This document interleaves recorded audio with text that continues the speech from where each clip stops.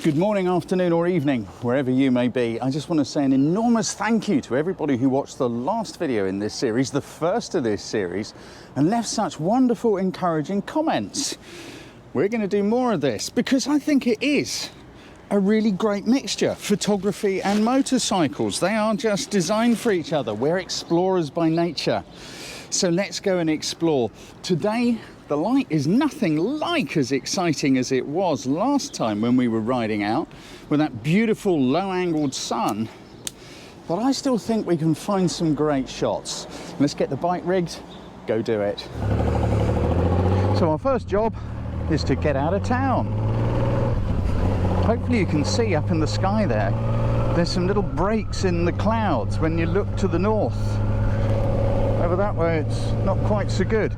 So let's go north, see what we can find. I wonder.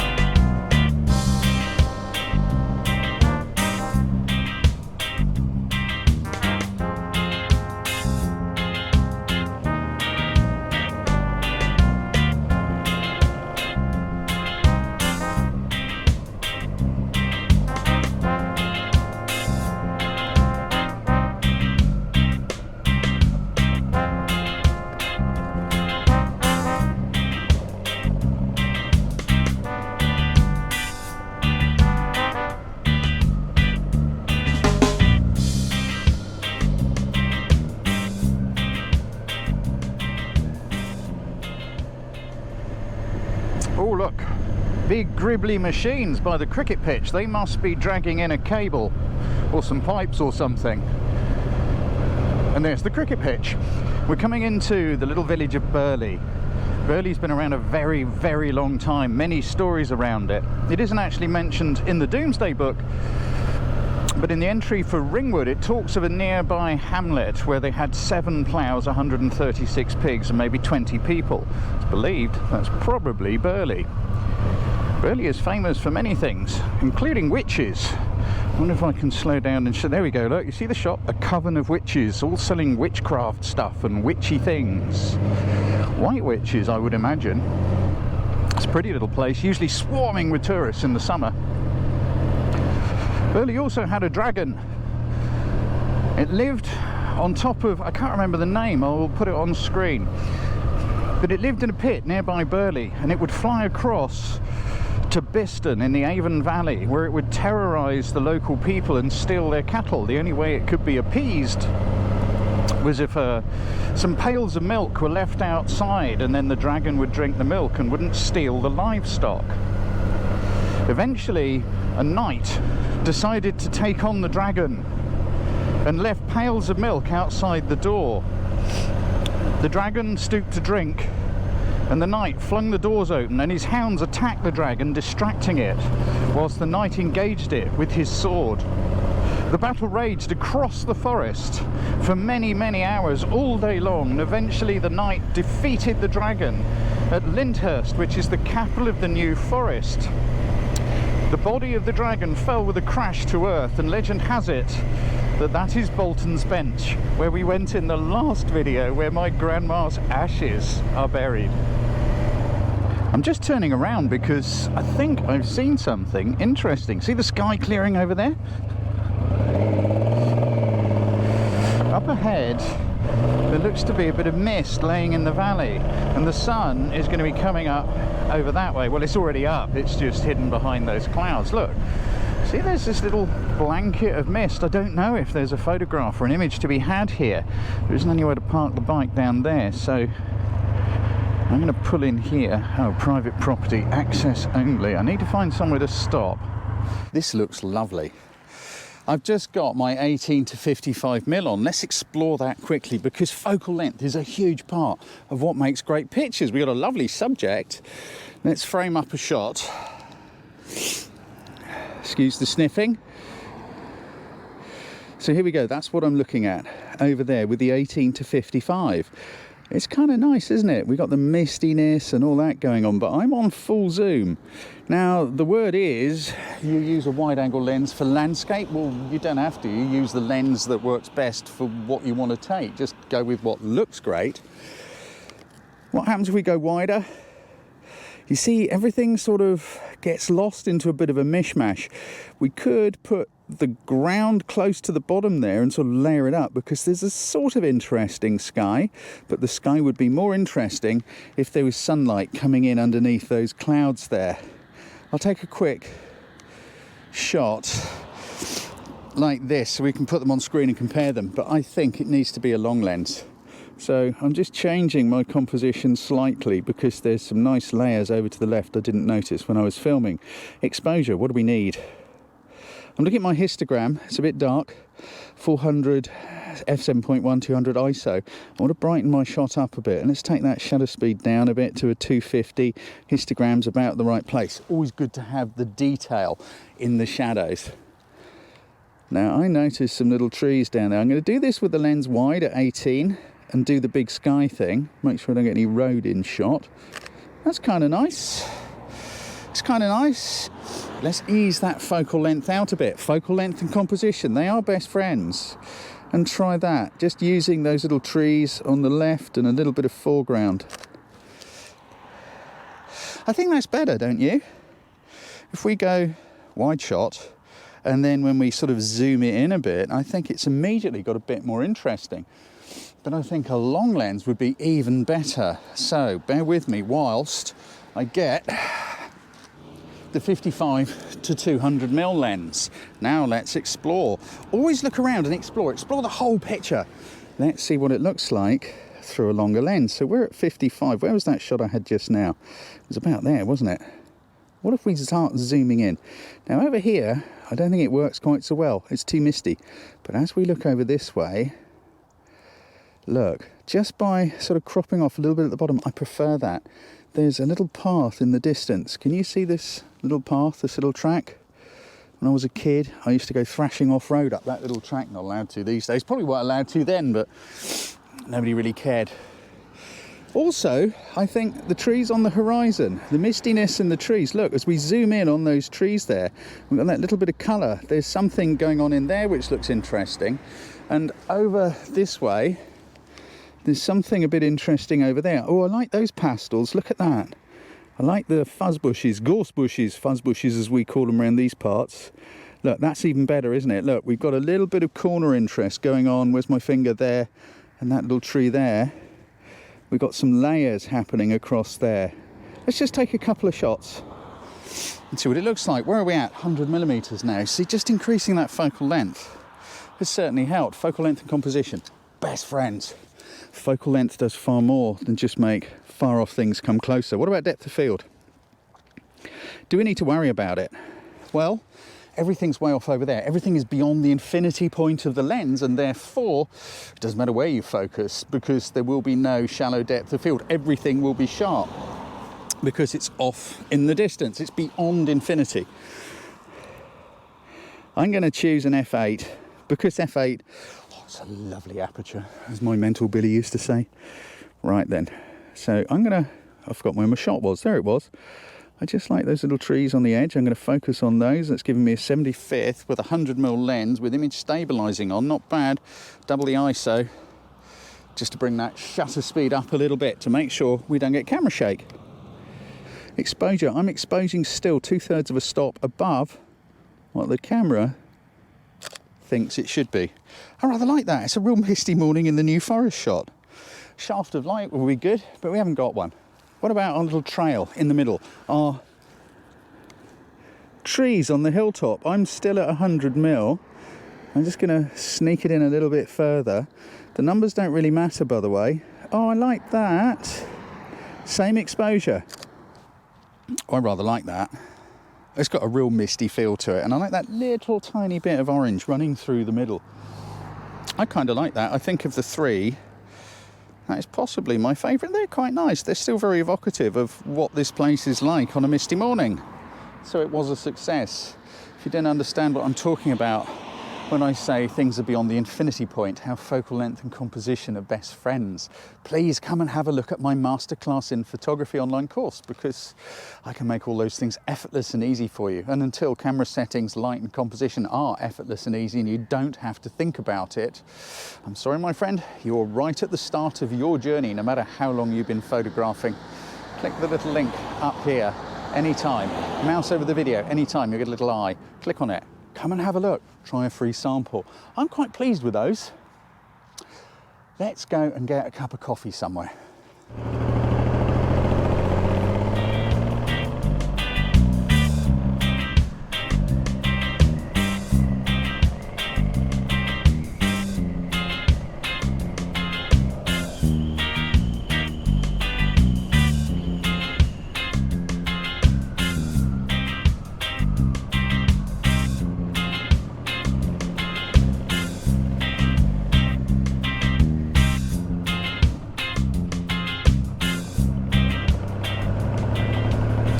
This is the Alice Lisle pub, named after a lady called Alice Lisle.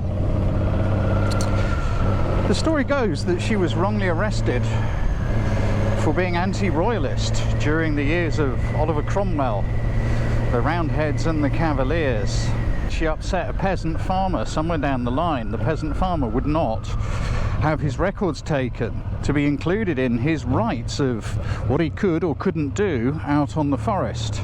He took his revenge, reported her as being anti-royalist, and she was hung, executed. This is Moyle's Court. This is where Alice used to live. This was her home. It's now a school. As you can see, all the kids are outside doing stuff.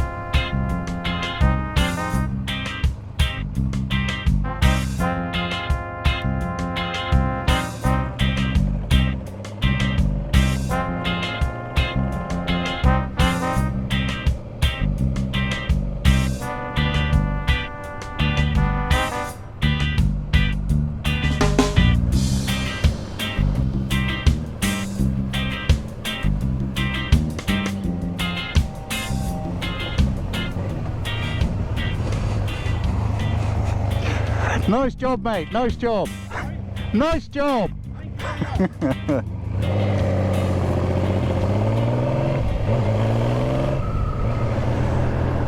Coming into Fordingbridge here, so named, I guess, because of this bridge we're about to go over, which fords the River Avon. Always wanted to go and have a beer in that pub. It just looks such a great place to sit for an afternoon. It's not a collector's As such, no, but it's there's a few of them around. Okay. And I've got... that's to record. I'm recording you. Do you mind? No, not at all. You could be on YouTube. No. From the family butcher. Yes. Fantastic. Where are you from?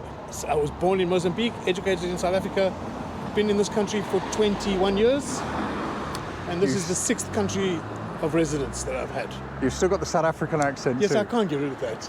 Yes. It's amazing how friendly people actually are when you just stop and talk to them, you know. That guy just came wandering out of his shop because he saw a bike pull up. It's great, riding motorcycles. You meet the nicest people on a motorcycle. Now hopefully, there's a little bakery up here. I can smell it. Oh, this looks good. Morning, how are you? Hello. Hi, I'm going to get you. Just a currant Danish. Currant Danish, that'll be fine. Thank you very much. Yeah, that'd be great. Thank you. So many tasty things you've got in here. 1, 2, 3, 4, 5, and 20. Lovely. Superb. There you go, a bit of change. Super. Thanks very much. Thank you so much. Let's see if I can go somewhere and drink this one without spilling it. Oops. I just felt the lid come off the coffee cup then. Not ideal. I'm just going to stop here and deal with it.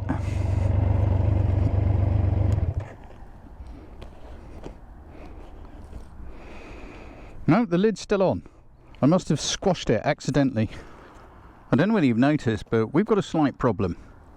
This way is north, and that bright area of sky that was in the north has now decided to go down here into the south. I don't know if you can see, it's just in between those trees there. A little bit of light. This is something that, as photographers, we've got to deal with. And as motorcyclists, it makes it really good fun, because we could just jump on the bike and go back in that direction, enjoy the ride, and see if there's some interesting shots to get down by the coast. I'm not going to do that. Let's think more photographically. What could work in this kind of light? Well, I'm thinking about maybe a beechwood. We've got all this autumn colour. Maybe we could go into a beechwood, see if we can get a bit of intentional camera movement, see if there's something going on there. There's a nice ride across the forest from here to a great little beechwood. Let's go do it.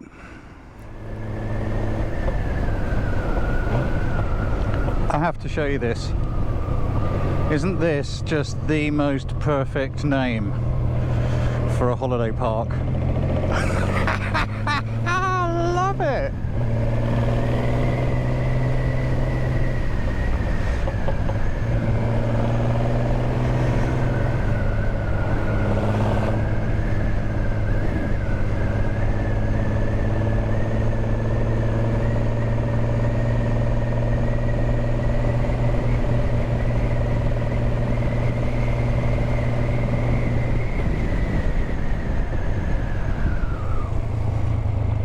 I think if he stays there, there might be a pony shot going on right over there.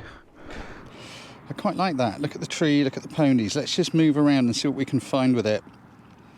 Put my camera back onto camera mode.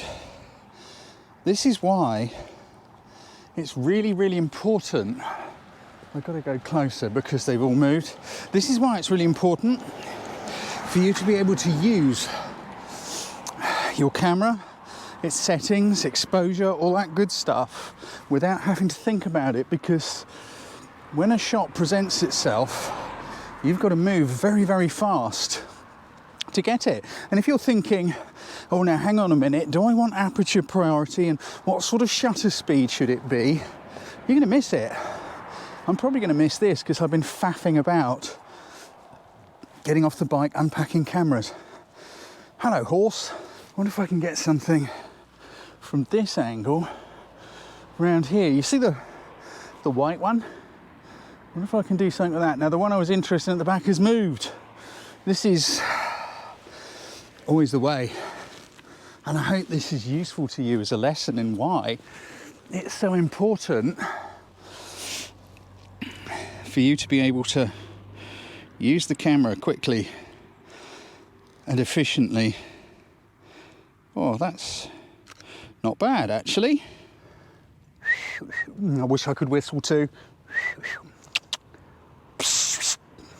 I'm trying to get horse attention. It ain't working. Horses are much more interested in eating than they are in posing.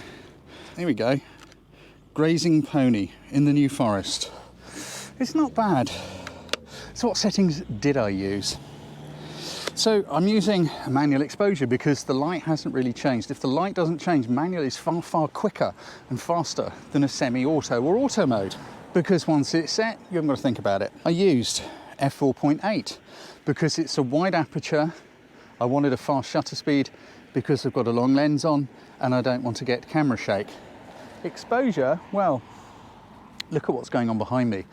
Most of it is a mid-grey tone. Camera's going to get it right on its own. No need to argue with the light meter. If this was just a photo shoot, I'd stay here for ages, but we got a beechwood to go and visit, and I want to give you a little bit of history about where it is too. Loads of livestock action this morning, look. Donks. Donkeys are pretty cool. They don't tend to jump around as much as the ponies do. So what was it about that moment that caused the photo radar to kick in, to go, there's a photo over there, bippity bip, bippity bip, bippity bip, zoom in and do it?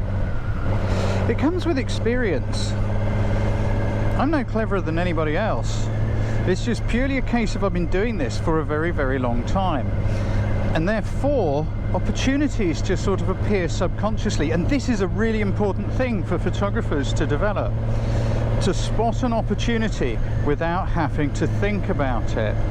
And as I said, whilst photographing the ponies over there, if you're lost in thinking about which aperture, which shutter speed, which white balance, is white balance something to do with exposure, blah-de-blah-de-blah-de-blah, you're not going to get the shot. You're just going to miss stuff all the time. Photography happens in the head and in the heart of the photographer, not in the camera. Never, never, never in the camera. It's always down to us, and this is why my masterclass is so powerful, why it's got 5-star reviews all over Google and Trustpilot, why people have said it has cleared up stuff they've been struggling with for years. Please go and try a free sample. Anyway, let's go find a beechwood.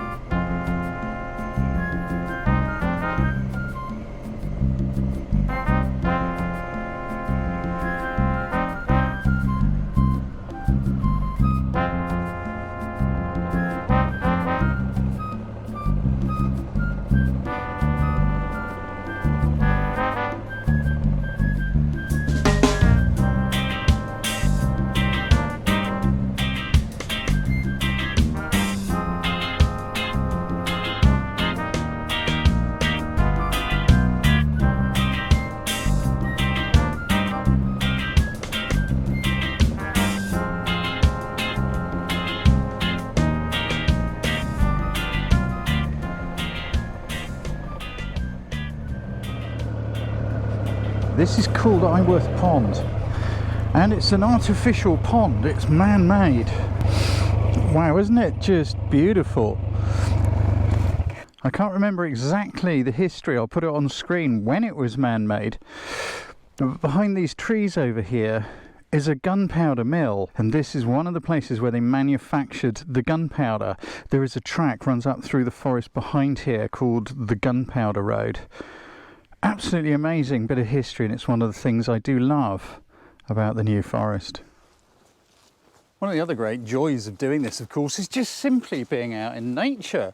You know, the motorcycle's great, you feel part of the world, but then you stop, you get off, walk in a beechwood, look at these fabulous colours that are going on. Now, I was talking about movement blur, wasn't I?